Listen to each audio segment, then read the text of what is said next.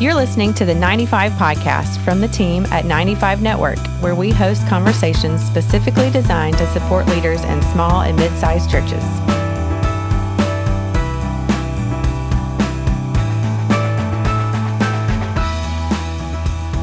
Hey, everybody. Welcome to the 95 Podcast. My name is Carolee Culpepper, and I'm here with our executive director, Dale Sellers. We were just having a riveting conversation about Cracker Barrel. Yes. Our guest today is Evan McBroom, and we'll tell you more about him. But more importantly, he lives in the town where, what is it, Evan? It's the Cracker Barrel's headquarters. It's the headquarters is right here. I drive by it all the time. Lebanon, Cracker Tennessee. Yeah, Lebanon, Tennessee, and it is that's the vibe of my little town that we're in, just east of Nashville, about 45 minutes. Well, who doesn't love Cracker Barrel? So, well, all I can tell you is that is the Las Vegas of good eating. If Las Vegas is the place that draws in everybody, Lebanon, Tennessee is the Las Vegas of good eating. So that's right. Absolutely. There's something for everybody. There's a lot of excitement happening in Lebanon, Tennessee. Evan, how are you doing? I am really good. I'm just having a blast right now.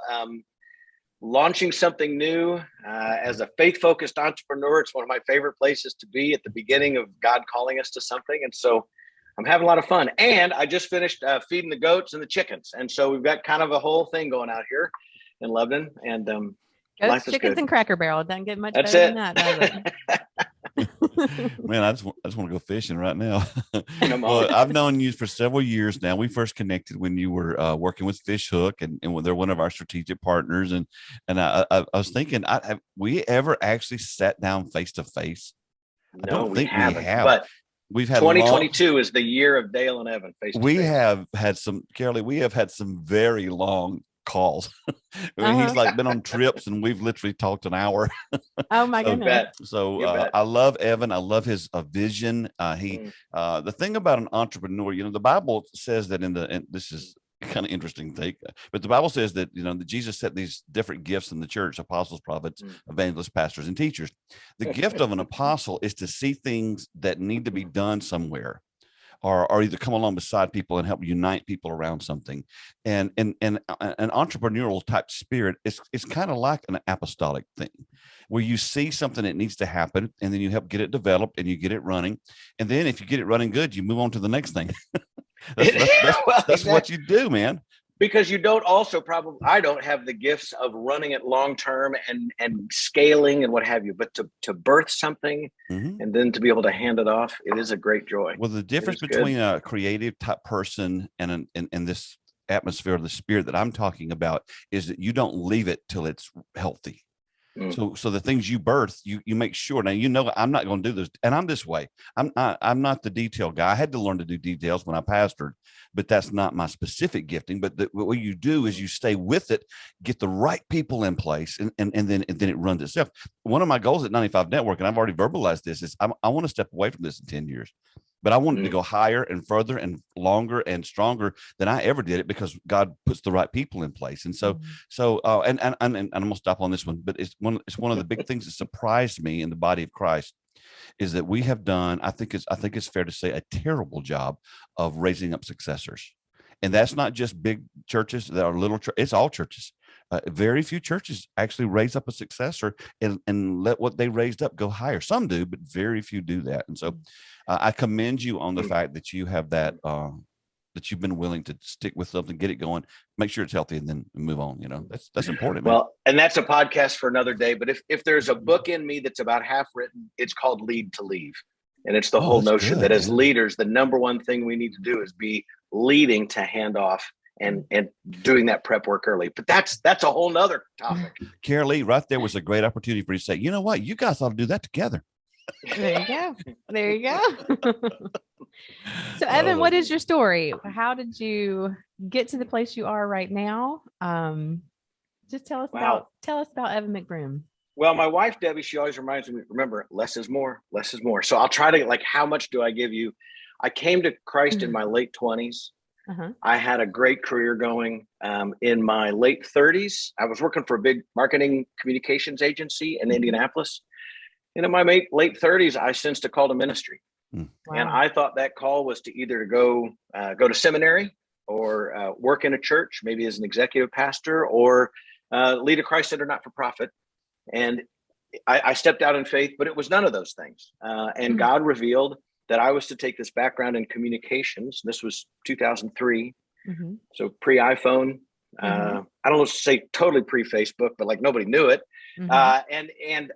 And launched a company designed to work with churches around helping them improve how they communicate. And that team, Leah, Shayla, Amy at Fishhook, and the team, they continue on. And it is a great joy to look back at that. But when I stepped out of that, my wife and I moved to Nashville, Tennessee. We had an adult daughter here. We had another daughter who wanted to live here. And we just sensed that I needed to step out and give room to that team so they could lead. And so I worked briefly for my own local church as I was looking for what was my purpose. What did God have for me? I was bivocational for a while and worked for a group called Aspen Group, great design build firm for churches. Oh, wow. But at the beginning of this year, my wife and I knew it was time for us to step back out in faith and launch something new. And that's where we are. We're right at that threshold. How did you know that it was time? You know, God works through circumstances.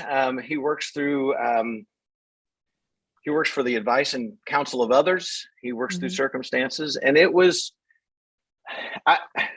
when I stepped away from the last thing that God let me create, that God created, I just didn't think I had another startup in me.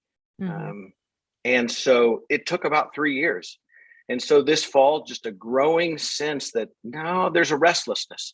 And I was still really committed to what I was doing, but my wife could see, Debbie could see this growing restlessness that no, there's another something in you. And I think this new thing will give me a longer runway, longer flight path to keep working, because it's something that I really feel is so deeply connected to my purpose. Before we dive into what you're doing, this is something I think the Holy Spirit is bringing up into me. I want you to talk through the emotions, the feelings, the tension of stepping away from what you were doing to do something. The process and the reason I wanted to go here is it has to do with my comment earlier about we don't hand off things well. And maybe if you could talk to us from a leader's perspective, an entrepreneurial perspective. You have a very successful ministry going there in our business, even with Fishhook. What was that like? So that's the transition to focus on that one. Yep. I think Dale and Carolee, a lot of it goes back to that comment about the gift of starting something, but not scaling something. And so 7 years before I left was the first time I expressed to my team, you know, there's going to be a day when I'm not here. And that was the time when I started investing in 3 key leaders to hand off my work to the 3 of them. My wife and I was pretty burned out in about 2016, and it created a lot of tension within the organization. And that kind of came to a point where my pastor said, Evan, I think you need a sabbatical. And so I took 11 weeks, which was a great gift for my team. And during that time, it was sad, but my wife and I sensed it was time for us to really commit to making the transition. It's one thing to say, someday I'm not going to be here. It's another thing to pack up your stuff and move 5 hours away. It's another thing to leave a community that my wife and I I've been part of since middle school in Indianapolis. So it was sad, but also exciting. And I think for me, there's, when the Holy Spirit's at work leading us to something or leading me to something, I sense 2 things, peace and excitement. I have excitement about the thing that he's calling me to, but I also have a deep peace that it's going to go, it's going to work. And if I don't have those 2 things, then it doesn't. And if my wife and I aren't in agreement, someone early on gave us the advice, you know, God didn't bring you together for disunity. So when we come to the point where like, this is the timing, so it was hard. It was hard to step away, but we also knew it was right. And did you wait too long? Or let's say it this way, if you could do it differently, is there anything about it you would change? Yep, that's good. If I could do it differently, I would have shared with my team that I was leading with that I was creating a vacuum of myself in my own organization. What looked like me distracted, volunteering with some nonprofits, not focused as much. In my mind, I was like, hey, I'm going to make room for y'all. And if I would have been able to, I don't even think I knew it, but looking back, I was like, oh, I would express to the team that for you to lead more, I have to lead less. And it doesn't mean I don't love the mission. I don't love y'all, but I've got to find purposeful things to fill my time. Yeah. And so that's part of lead to leave is give yourself something else to go do, but make sure your team knows you're not just distracted. You're creating a vacuum for them to fill. I wrote a chapter in my book called The Sweet Spot. And I talked about how that what God has done is, or he will show you, is if you're faithful in what he's called you to do now, he has an unknown sweet spot. And don't anybody email me and ask me to show me the Bible verses for this, because this is just something I've learned in life. Okay. But if you're faithful in the sweet spot, he often has an unknown sweet spot you'll never know about till you're faithful and contented where you are. And so when he reveals that to you, then you know it's time to go. But if you stay there too long, your sweet spot becomes a sour spot. And so I think, and for me, what happens is I don't quit well, I don't know how to quit. And so typically God has to send some kind of tension or opposition or problem for me to go, okay, Dale, you can either obey and go, or you can still go and make it harder, And so I just wanted to hang in this moment for just a minute, because I think a lot of us, especially guys older, we got to understand success is not because you got something happening today. Success is when you raise up successors. And I know the other side of this story, because I am friends with Leah and Shayla and Amy and the guys at Fishhook, and I saw how it was difficult for them to work through it, but because they didn't want to lose you. It wasn't about you running the company. You're their friend, and so that emotion is difficult, but they're doing great, and they're taking it higher and further and farther. And that is the goal of ministry for us in leadership, is to raise it up and hand it off and root for them to do better. Absolutely. We don't want it to fail when we leave. No. Oh, and that's that's a hard thing. But Debbie and I celebrate all the time when we see they're hiring and they're growing and they're doing new work. And let me just also just publicly acknowledge, in the midst of that, it's not pretty and easy. And there was a lot of tension and there's misunderstandings. Sure. And I just want to say, Leah took the first step to say, hey, if we don't get our relationship right, we'll neither be able to go on vocationally or in ministry. Sharp lady. And so there comes a time where somebody's got to say, hey, we better sit down and get this right. Yeah. And so I just want to say how grateful I am to Leah at Fishhook for that step that she took, that I think then released both of us into new spaces. So, well, we just have a hard time understanding that, Andy Stanley said one time, he said, everybody's going to leave your church. All these pastors trying to hold on to everybody with closed fists, they're all going to leave. They're either going to move away, they're going to change church, or they're going to die. And then, pastor, you're going to leave too. So this mindset we have in the American church, we got to hold on to everything. It's not. That's not what Jesus modeled. No, and it always strikes me that we celebrate. Carolee, I can imagine, even in your own church, probably in the last few months, as people start coming back, we celebrate when somebody new comes in the lobby. Hey, did you meet that new couple? Did you meet that new family? Well, chances are those people may have been connected with another church somewhere. So we celebrate their coming. Can't we also celebrate their release, that God is releasing them into another place where maybe their gifts are needed, their life and experience is needed. So anyway, we don't own them. So anyway, thanks for letting me hang in that moment a minute. It's really not what the podcast was about, but I knew the Lord had something special for us today. So take a moment and kind of reveal to us a little bit about what this new phase is, this new thing you're doing. So as we stepped away and as we knew something was inside, Debbie and I, our church was right at the beginning of 21 days of prayer and fasting. And we went back and looked at our sabbatical journal notes. What did God tell us in 2017 that he brought us to Middle Tennessee for, but has not yet come about? Because in many ways, that season felt like a big head fake from God. Like, hey, come on down here. I got this thing. Oh, nope, it's not going to be that. And so it's a big Romans 8:28. God works through all things. And so we went back to these journal notes and we're like, what did God tell us? Well, he talked to us about how would we hold on to this feeling of sabbatical? Not that we're like sabbatical experts, but you go through one, you realize, wow, there's a value in slowing down.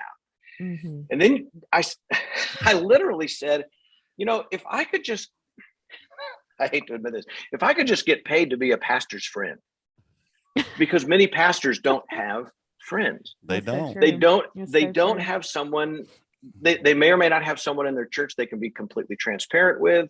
Mm-hmm. When they're together with their peers, they still may feel like they've got to kind of posture, position, compare. Mm-hmm.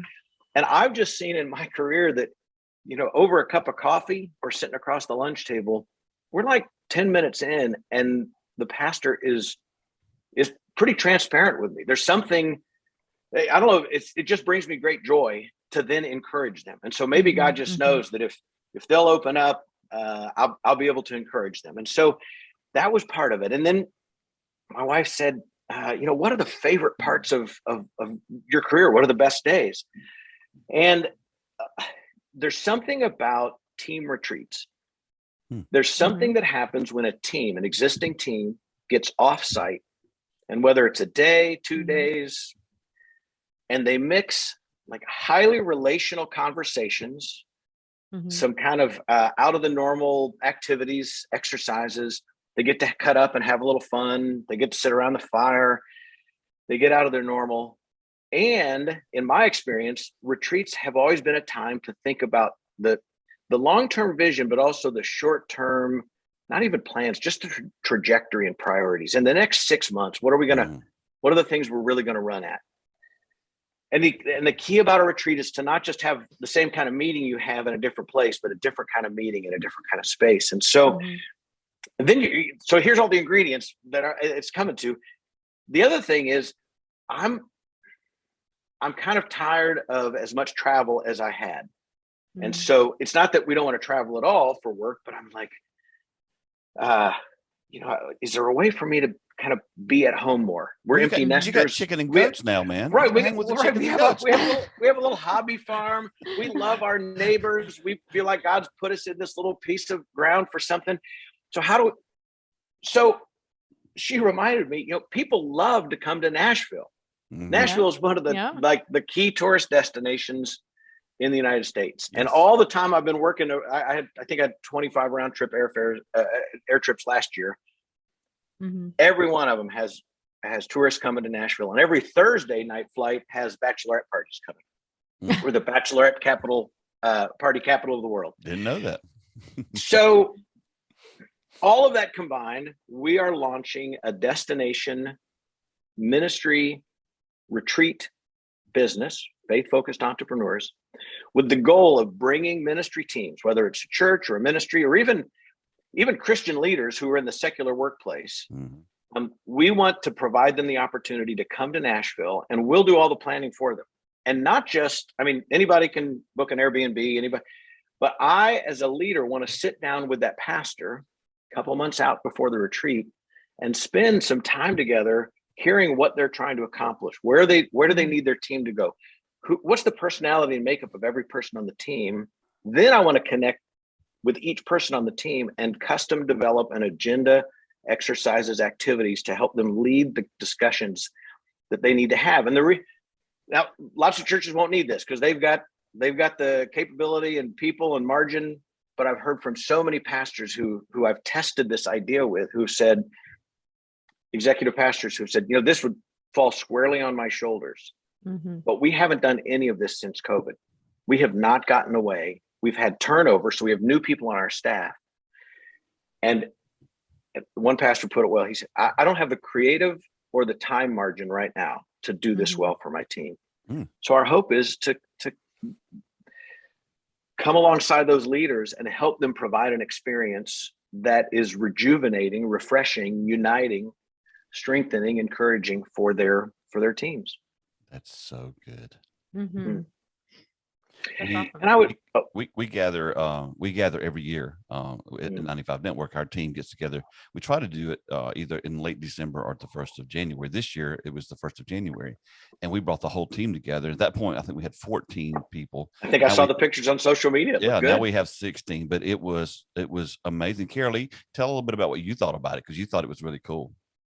I did. Well, there's something about getting in the same room with a bunch of people who have similar goals, especially for Christ. And, that's motivating and inspiring. And so, I mean, and just encouraging too. There's an energy, I think, when people like that are in the same room that you can't fabricate. So, I thought that was great. And just kind of getting to know people on a, more relational level too, outside of business all the Well, time, especially our team, so we're all over the country. And so we Well, I Right. think that's it. More and more teams are remote, and even more church teams are remote more days a week. Mhm. And so, but let me say there's an underlying theme that we want to bring to all this, because it's not just the logistics of bringing people together.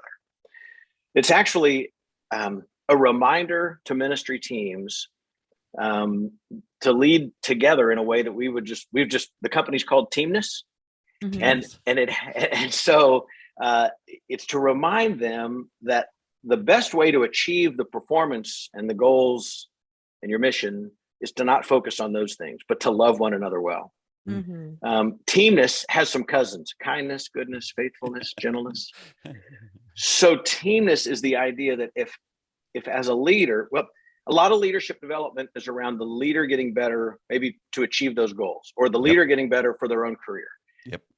Everything that we want to do is remind leaders and remind teams that if you care for one another well, if you love one another well, if you care about each other deeply and you work together that way, you'll actually get the performance you want. You'll get the loyalty, you'll get the longevity. And in a time right now when a lot of church teams are they're spent. It's been it was hard before COVID, and it's been brutal. And so it's just a reminder. And so there will be a common thread in a lot of what we'll write about. I say we, I don't know who we are yet, but it's actually my wife and I are teaming up, our daughter's teaming up, and we have an advisory board that's coming together. But there will be this underlying thread to remind them, if you love one another well, seek first the kingdom. That's great. And the rest will come. What would a typical retreat look like? Is it overnight? Is it a couple of days? Is it an afternoon for local people? What does that look like? Yes. So I have a friend who said, you got to make this thing like a package. You got to, and I am just so driven that each church is unique, each team is unique, each pastor is unique, each budget is unique. And so I'm going to really be struggling to figure out the quick answer to that, because it all is going to depend. But I would say in general, we're envisioning these are going to be weekday retreat events.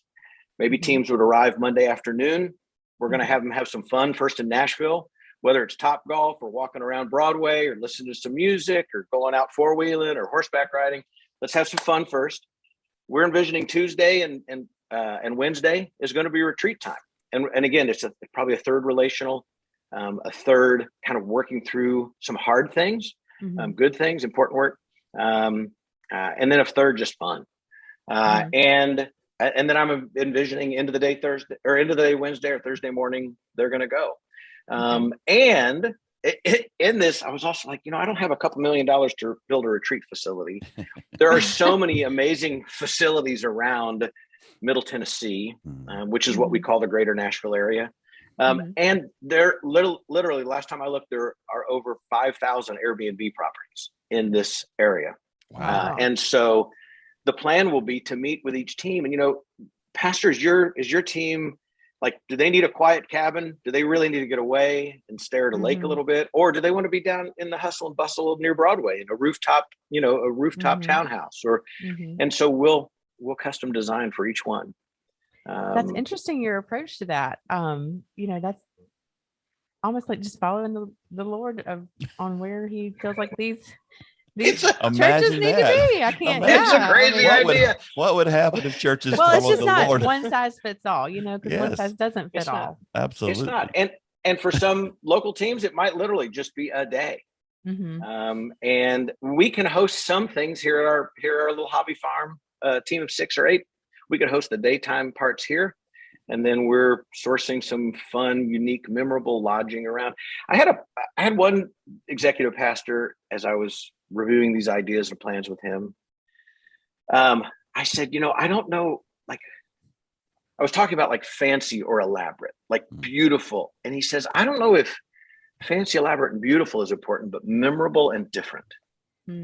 memorable and different. Teams just need to be shaken up out of their normal routine. That's it. And so we want everybody to have a great experience, and we do want to make things easy. And my 29-year-old daughter, she's her title is going to be, now she works full time with another ministry, but she's going to be jumping in. She's our local Nashville networking and nightlife.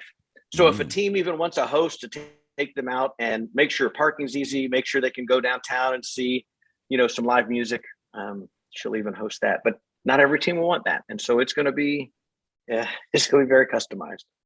Dale, I think 95 needs I knew you a were gonna say retreat that. like this. Come on. Yeah. I love Nashville. I am there. Yeah. Well, I've actually, Evan, I've always said that if I did not live in Greenville, I would want to live in Nashville. But honestly, it's my favorite second city. I think it is mine amazing. too. Yeah. And there's so much variety here, and that's what we love. And that's what we believe that God is, we're still discovering why did God bring us here. But I mean, there's great food, whether you want really amazing high-end cuisine or a meat and three out here where we are, some great barbecue. And there's just, again, so many lodging options and so many activity options. So we're excited about it. Come on, let's go. 95. We're praying, and we feel like 10 retreats this year. And we don't know right now whether that's a big number or a small number. We'll find out as the year goes on. But y'all come be my first. Over time, it's going to be a small number. But the cool thing I've learned as I've gotten older is it's really valuable. And I have never really valued patience much. But it's actually better to let things unfold instead of trying to make them happen.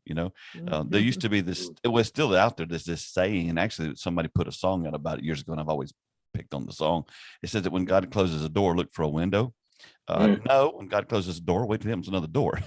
don't look on the window. Don't jump out. Yeah, and so if there's anything that I'm learning, I have not arrived, but I'm learning to value is just letting things unfold. And what God's done in the last 3.5 years at 95 Network blows my mind. But it's because we've been patient and haven't tried to grow too fast. We're not hung up on all that stuff, You're also the answer to many people's prayers. Yeah. The number of people who serve the church in a variety of ways and just can't figure out how do we serve the smaller church well when there are so many of them. And so many vast 95%, as somebody told me once.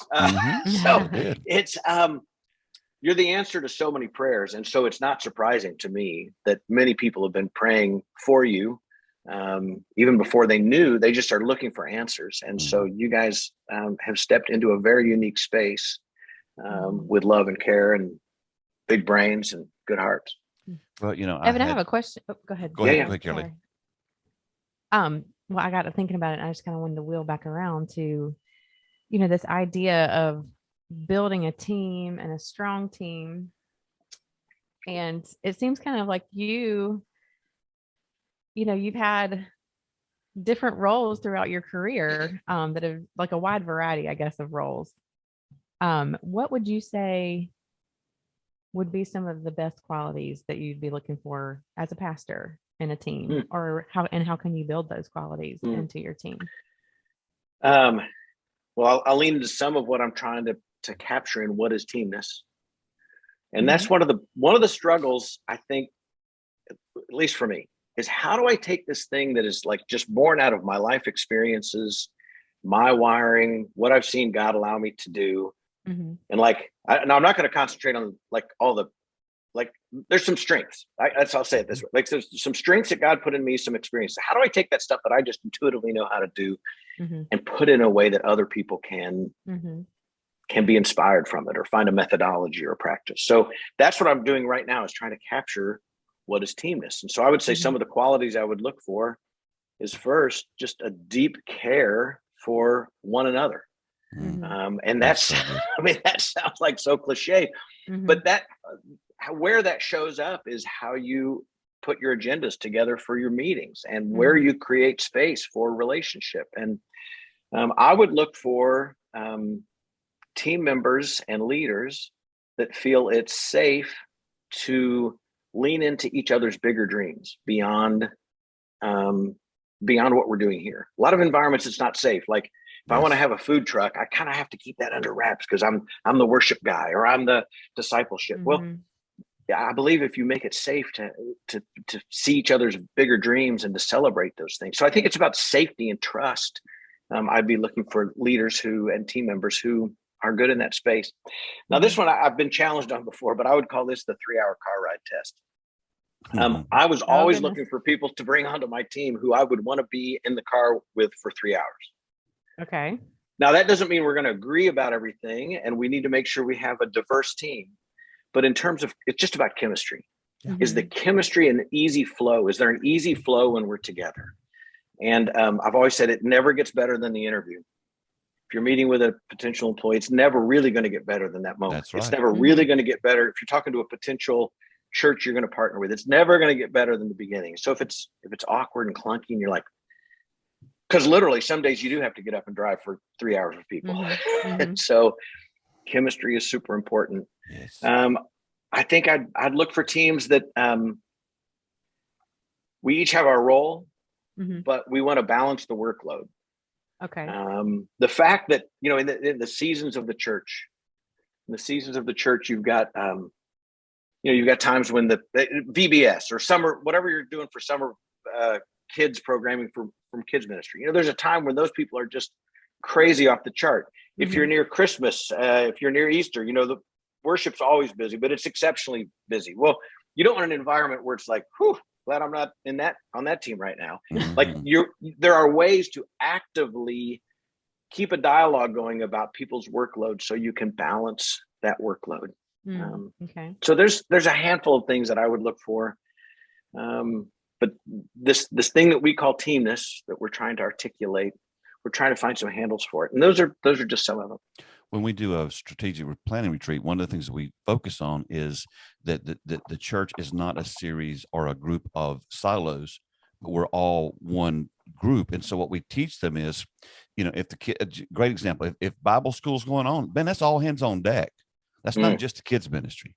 If you have a cantata or whatever it is that people do with their music around Christmas, that's all hands on deck. Because what happens, especially in the small church world, we're all always competing for the best, quote unquote, volunteers. Well, you create this division. And I tell you what, brother, one of my big surprises as I have been in ministry now for 40 years is the lack of unity, the lack of love, the lack of support, the lack of belief in that I have seen among church staffs. And I just got to be honest, that comes from the top. If the pastor's not willing to be transparent, if he's not willing or she's not willing to share their heart. And again, you can't tell everything, but there's a much more higher level of honesty that needs to be happening. If you don't build that trust, it's not going to come. Yeah. That was actually my next question. How do you create a culture of caring for one another and unity and teamness? As a pastor, say you're sitting there and you've got a team of people who none of this is happening for them. What would be your first couple of steps for a pastor who's just really struggling to build unity in their team? I think it's first to say, what are they struggling with? And that's why one of the first steps in this.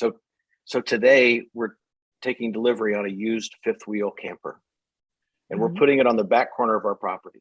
And we're going to make this available to the pastors that we work with. Well, actually any pastor who needs a break and wants to come to Nashville. So there's your invitation, everybody. Okay. But for those pastors that we're going to be planning a retreat for, I actually hope they'll come here for a couple of days, and we won't work around the clock. But we first have to say, Pastor, what's going on in your heart? If your team is not experiencing this, what's going on with you? And like you said, Dale, it starts at the top. And so what are you going through? And for someone to come alongside and say, hey, let me walk with you during this season. And this thing is about more than just a retreat. It's about a healing and deep conversations for you. And then again, just around some of these ideas, like helping, there's something that happens. This is a crazy thing, but if you can get your team talking about what they want in their life besides their job, because that's what so much of church life is about, is what's your job this week? What are we doing for this Sunday? If you can start, there are just ways to build your meeting so that every meeting includes relationship time. There's ways to build your conversation so that you're looking beyond, everybody gives a lot of words to health and balance, or gives a lot of words to whole life. But there are systematic ways to say, we are making sure that we are putting your family first, your other relationships first, your bigger dreams first. And when you do those things, you actually build so much trust. People feel safe.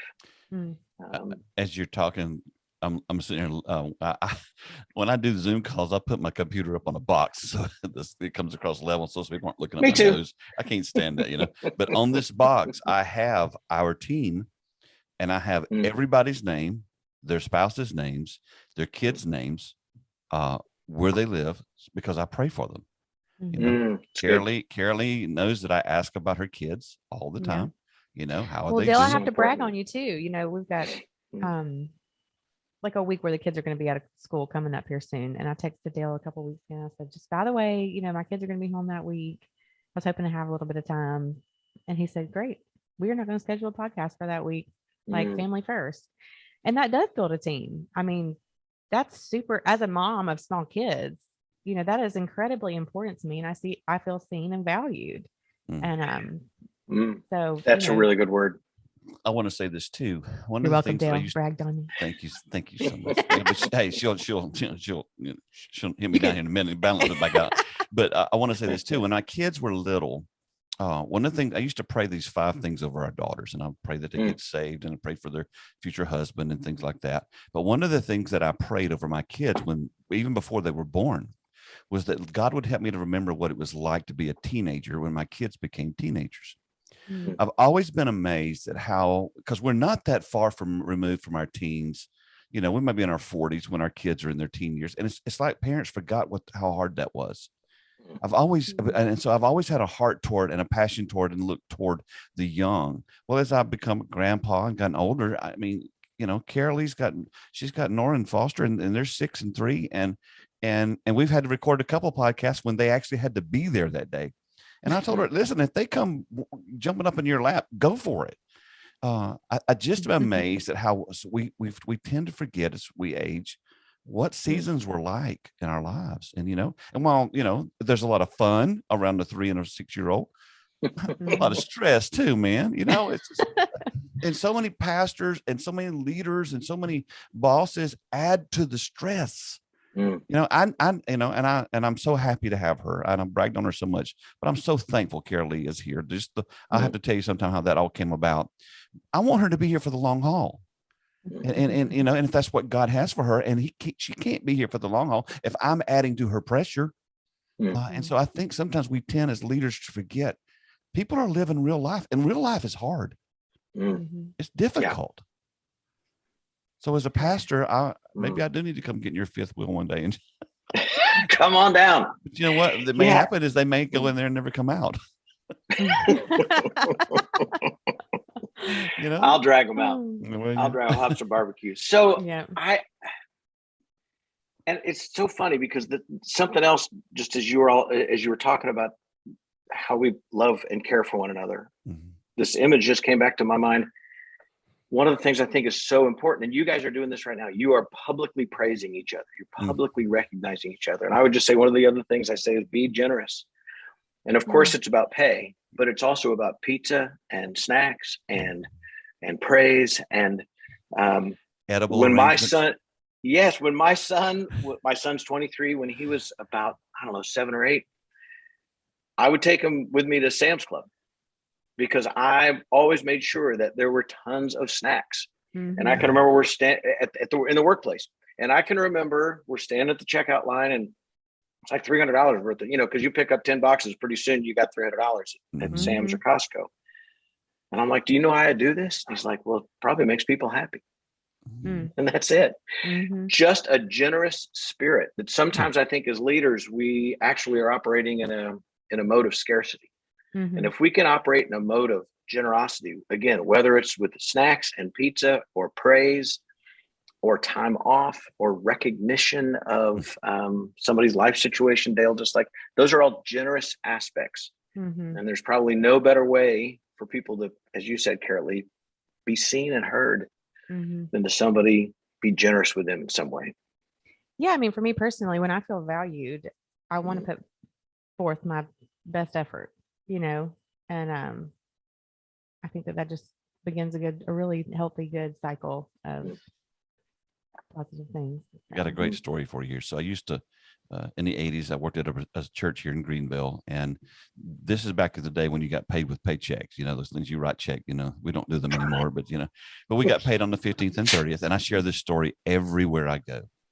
Our pastor, and you know what, I in my mind, he did this every time.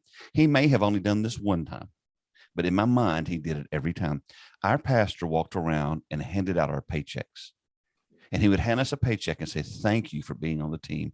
We could not do what we do without you. I'm so thankful you're here. Dude, this is 2022. That happened in 1984. You remember? And it's in my notes that I do the volunteer culture thing. That was before I was born. Yeah, it was way before you were born, girl. It's just like. Not me. Yeah. When you shower volunteers or employees with praise, when you share, one of the things I think a lot of our pastors have been guilty of in the past, some are changing this now, but when you share the accolades, when you let people know, and look, I'm just telling you right now, I have a part I play at 95 Network. But I'm not the team. This past weekend, our Jason was out doing a vision day at a beautiful place in Ohio. And I literally got the pictures up on our website today before we went on this call.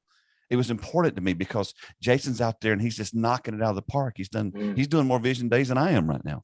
And man, if it's all about me, I've missed it. One of the things we pray, we get together, I mentioned to you earlier that this slot that we're recording today is normally when I get to be on our prayer call with our team, and they're doing it without me. But one of the things I always pray, Evan, every week, without a doubt, I say this: Lord, we don't ever want to touch your glory. And what I mean by that is we never want to think that we made this happen. That's not kind of the way I'm wired, but I am wired this way, that we felt we have to make it happen. And either way, you start taking the place of what he can do. And if he lifts his hand off your ministry, you can become like Samson, where you get up to go fight and to go do things and you don't realize the Spirit of God's departed. And so, man, pouring into people, loving on people. I have never really said this to her, but I have a vision one day that Carol Lee does this thing without me. She can take the podcast and take it, go higher and further and longer than I could ever do, if that's what God has for her. I'm not dictating her life, but I just, we said this as we began the podcast. It's a good way to kind of circle back around today at the end. We need to keep our hands open. Our objective is not to hold on to people, not to keep them down. Yes, we want to build a healthy team, but the objective is so they can go off and do whatever it is God's calling them to be. We don't own people. We're just shepherds of people. So I'm so excited about what you're doing, man. Thank you. Thank you, Carol Lee. I want to be your first guest when it's just you. It'll be awesome. Well, it's awesome now. This was Evan, new news to me. I did not know that. Well, Evan, you missed it because it hasn't aired yet, but she actually has already hosted a podcast without me. Awesome. We did that because I just don't want 95 Network to be about me.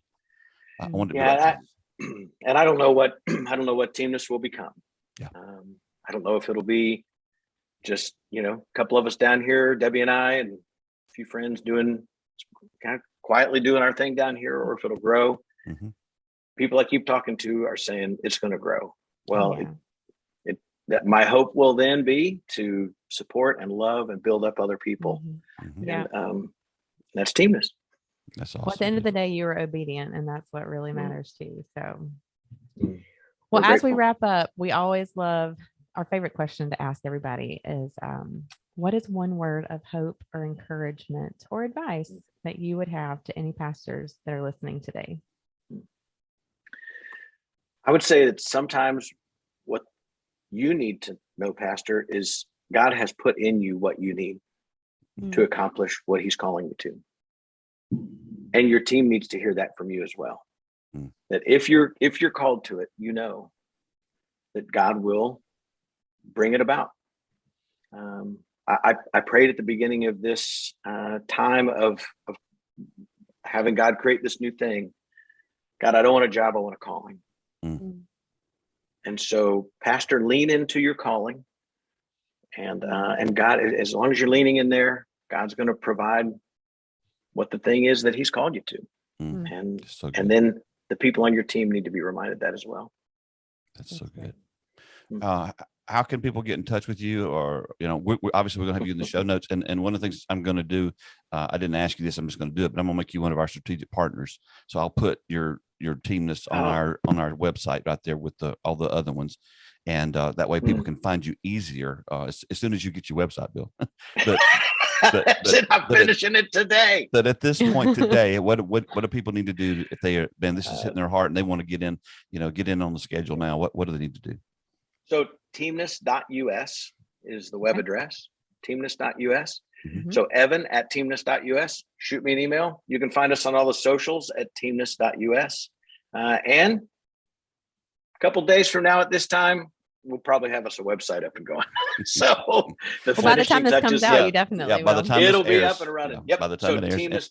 And I do want to help Teamness.us. people understand one thing that's going to really upset you if it does me is Teamness is not a word, so you're going to get a red line under it every time you write it. So absolutely, but we're praying. Welcome to Teamness, right there. Yeah, we're praying that you're going to change it with it. Eventually this have to go. Actually, because your goodness and kindness and faithfulness, you named all those. That Teamness will become a word. Teamness. As well. It's a real word. You're Lean changing, into it. It'll change your you're life. changing the world, bro. Thank you guys so much. Teamness.us. We'd love to chat with any leader. And again, we have space available. When I say space, we're going to have a camper and we're going to hang out and have some coffee and we're going to be an encouragement to you. And then we're going to let you and your husband or wife alone while you go enjoy Nashville. So come see us. I feel like people are going to ride off into horses. I get on horses and ride off into the sunset when they finish. Thank you for your time today, Evan. You've been awesome. Thank you, Evan. Grateful to both of you. Thanks. Thanks for listening to the 95 Podcast. We look forward to sharing another episode with you next week. In the meantime, visit our website at 95network.org. The website is loaded with great resources created for small and mid-sized church leaders. Until next time, have a great week.